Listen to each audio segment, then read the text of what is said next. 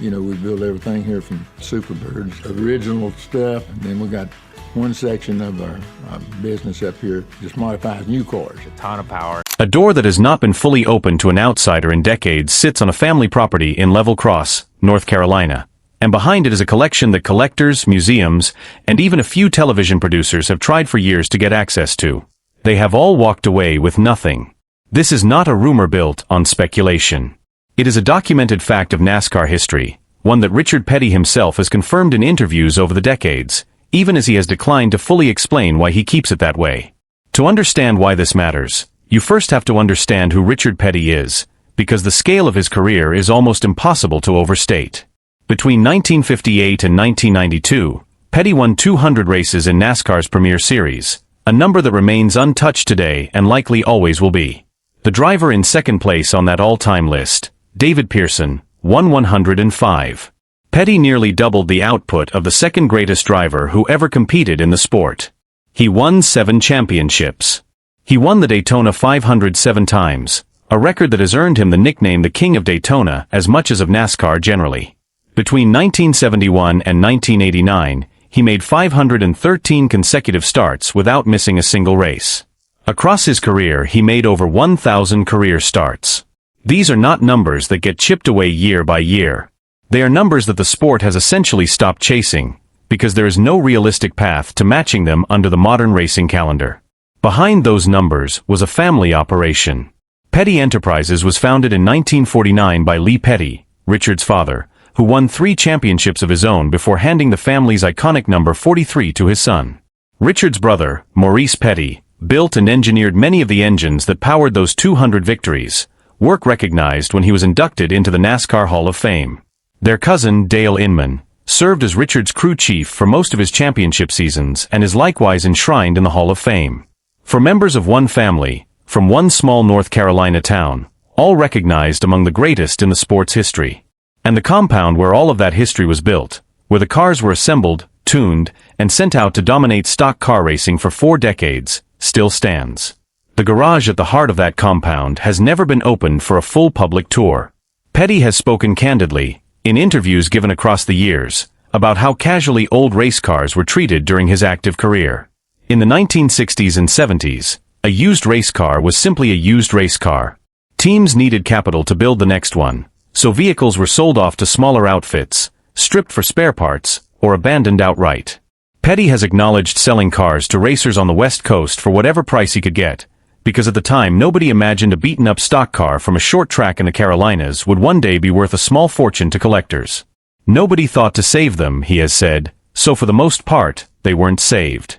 What remained behind the family garage, according to Petty's own public estimates, is somewhere between 15 and 20 cars, stacked and left exposed to the North Carolina weather for years, not because they were unimportant, but because there was simply too much history and too little time to preserve all of it properly. The cars that did survive inside the garage itself were kept for a different reason entirely, one that had nothing to do with resale value.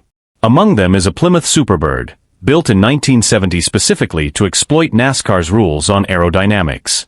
Its long pointed nose and towering rear wing were not stylistic flourishes. They were the result of serious engineering work by Chrysler's racing division, designed to reduce drag and generate downforce at speeds approaching 200 miles per hour. Petty drove Plymouth products to 18 wins during that 1970 season, and the Superbird became permanently linked to his number 43 in the public imagination in a way few other cars from his career ever matched. The example that remains in the family's possession has reportedly never been restored for display.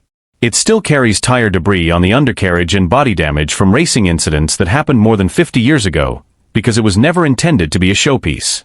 The other car most closely associated with the collection is far less glamorous, and in some ways far more significant.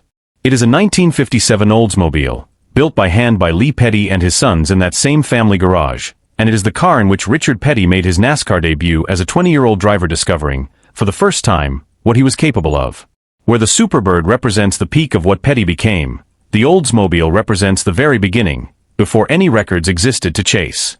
According to Petty's authorized biography, King Richard, The Richard Petty Story, written with Bill Libby and published in 1977, that early period at Level Cross was defined less by ambition and more by necessity, a family working with what little they had to compete against bigger, better-funded operations.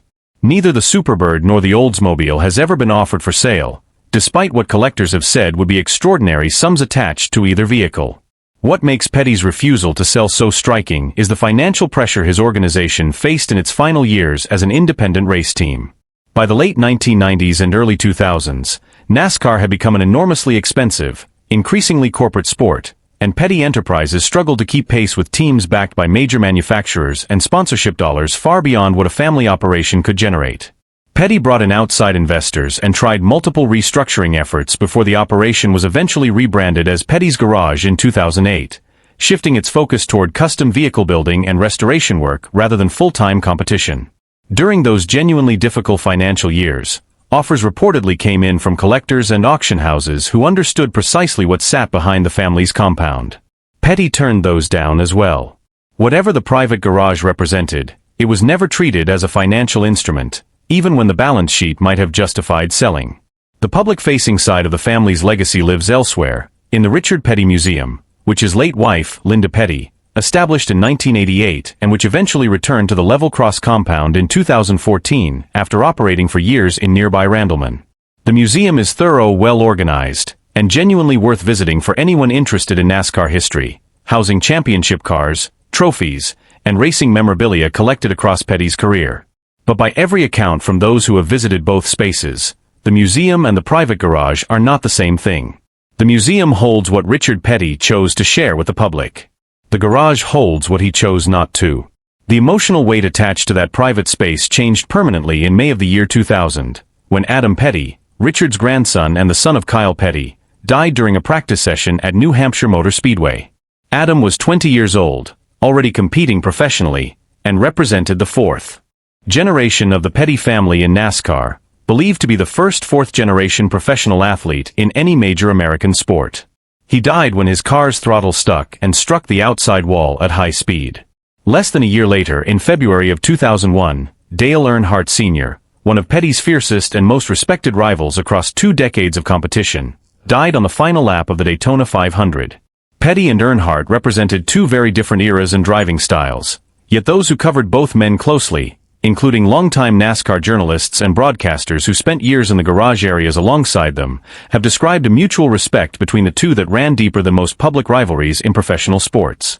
Kyle Petty has spoken openly, in various interviews over the years, about how losing his son reshaped everything he understood about what the family's legacy was actually worth protecting. Richard Petty has discussed Adam's death far more sparingly, choosing his words with the caution of someone who understands that no combination of words is quite sufficient for that kind of loss. What is clear, based on the family's own public statements, is that the private garage in Level Cross became something different after 2000.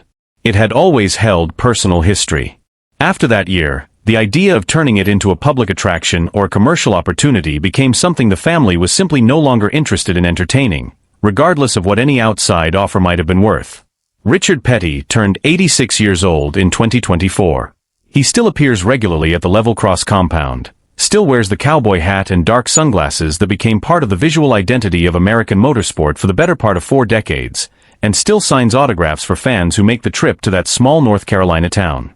By every consistent account from people who have met him there, he remains exactly what he appears to be in public: warm, present, and genuinely interested in the people who came looking for him. Petty's Garage, the custom restoration shop that replaced the old race team after 2008, continues to operate on the same property, working on vehicles for customers who want the craftsmanship the Petty name has represented for generations.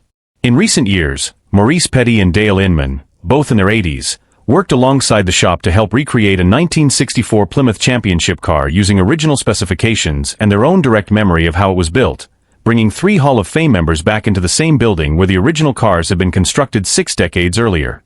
What the garage at Level Cross ultimately represents goes beyond the financial value of its contents, though that value is almost certainly substantial. Most of what gets called legacy in American sports lives in public spaces, in record books, Hall of Fame plaques, and highlight reels designed to be consumed by people who were never actually there. Richard Petty built the most statistically dominant career in the history of stock car racing, and then he went home to a small town in North Carolina and kept the things that mattered most to him behind a door he has never fully opened. Not to protect their resale value, and not to manufacture mystery around them, but because some part of what it costs to become the greatest driver the sport has ever produced was never something meant for sale in the first place. He understood that clearly enough to act on it for the better part of 60 years, and in an era where almost everything eventually gets monetized, that quiet refusal may be the most telling thing anyone has ever learned about the man behind the legend.